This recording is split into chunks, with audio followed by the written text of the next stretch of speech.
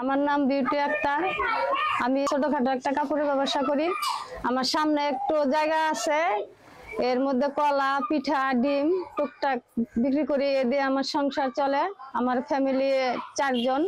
এখন তো সবকিছুর দাম বেশি, কি করবো? এর জন্য সামনে একটু ছোটখাটো একটা ব্যবসা নিয়েছে। আমার মেন ব্যবসা কাপড়ের।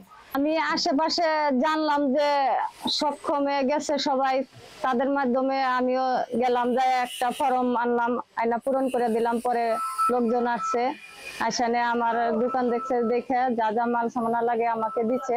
আমি 1 বছর আগে সক্ষম থেকে জিনিসপত্র পাইছি, এতে আমি চলতেছি সক্ষম থেকেই। আলহামদুলিল্লাহ আমি ভালো আছি। আমি এখন সক্ষম, আমার জন্য দোয়া করবেন।